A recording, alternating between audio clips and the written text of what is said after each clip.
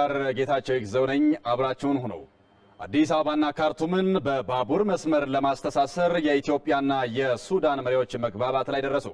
ጠቅላይ ሚኒስትር ዶክተር አብይ አህመድ ለሁለት ቀናት በሱዳን ካርቱም ባደረጉት ይፋዊ የሥራ ጉብኝት ነው ከሱዳኑ ፕሬዝዳንት ኦማር ሐሰን አልበሽር ጋር የሁለቱን ሀገራት ግንኙነት ይበልጥ ለማጠናከር የሚያስችሉ ውይይቶችን ያደረጉት። ጠቅላይ ሚኒስትር ዶክተር አብይ አህመድ ከሱዳኑ ፕሬዝዳንት ኦማር ሐሰን አልበሽር ጋር በሱዳን ብሔራዊ ቤተ መንግስት በጋራ በሰጡት መግለጫም ፍሬያማ ውይይቶችን ማድረጋቸውን ተናግረዋል። I have had a fruitful and brotherly discussion with ከሱዳኑ ፕሬዝዳንት ከተከበሩ ፊልድ ማርሻል ኦማር ሐሰን አልበሽር ጋር በሁለትዮሽ በአካባቢውና በዓለም አቀፍ ጉዳዮች ላይ ውጤታማ ውይይት ነው ያደረጉት። የመጀመሪያው ውይይታችን የመንግስት ለመንግስት ግንኙነታችንን ስለምናጠናክርበት ሁኔታ ላይ ነው ያተኮረው።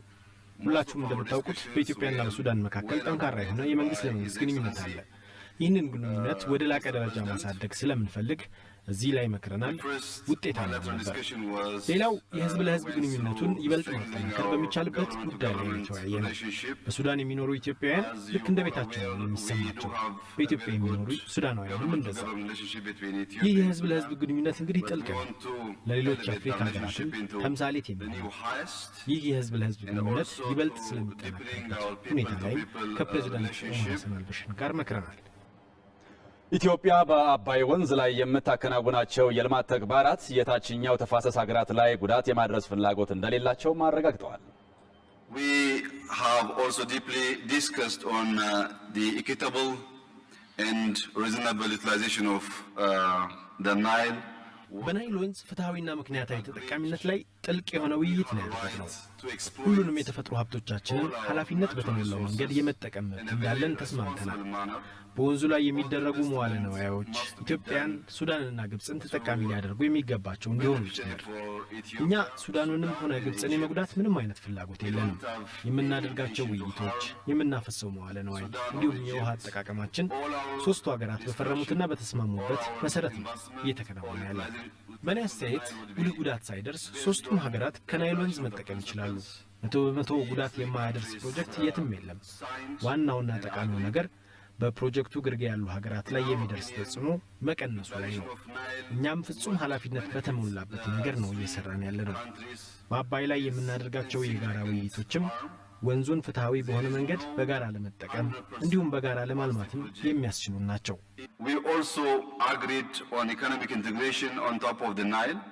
የምጣኔ ሀብት ውህደት ለመፍጠር የሚያስችሉ ጉዳዮች ላይ ስምምነት ላይ ደርሰናል። ከዚህ ውስጥ አንዱ አዲስ አበባና ካርቱምን በባቡር ለማስተሳሰር የደረስንበት ነው።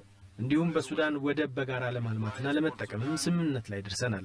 በአካባቢው የሰላምና ጸጥታ ጉዳይ ላይ በጋራ የምንሰራውን ስራ ይበልጥ ለማጠናከርም ተስማምተናል። በአጠቃላይ የሱዳን ቆይታ በጣም ጥሩ ነበር። የሱዳኑ ፕሬዝዳንት በሱዳን የሚገኙ ኢትዮጵያውያን እስረኞች እንደሚፈቱ አረጋግጠውልኛል። ይህ ለእኛ ትልቅ ውሳኔ ነው። እናመሰግናለን። أيها الإخوة الكرام، فخامة رئيس المشير أومر حسن البشير رئيس جمهورية السودان، بارك الله فيكم. Thank you very much. የሱዳኑ ፕሬዝዳንት ኦማር ሐሰን አልበሽር በበኩላቸው በኢትዮጵያ ለተካሄደው ሰላማዊ የስልጣን ሽግግር ያላቸውን አድናቆት ገልጸው ሀገራቸው ከኢትዮጵያ ጋር በህዳሴው ግድብ ዙሪያ ተባብራ መስራቷን እንደምትቀጥል ገልጸዋል። ከዚሁ ጋር በተዛመደ መረጃ የተከበራችሁ ተመልካቾቻችን ጠቅላይ ሚኒስትር ዶክተር አብይ አህመድ በሱዳን ቆይታቸው ከሀገሪቱ ምክትል ፕሬዝዳንት ጋር በሁለትዮሽ ጉዳዮች ላይ መክረዋል። ከካርቱም በ40 ኪሎ ሜትር ርቀት ላይ የሚገኘውንና ዳል ግሩፕ በመባል የሚጠራውን የወተት ማቀነባበሪያ ፋርምም ተዘዋውረው ጎብኝተዋል።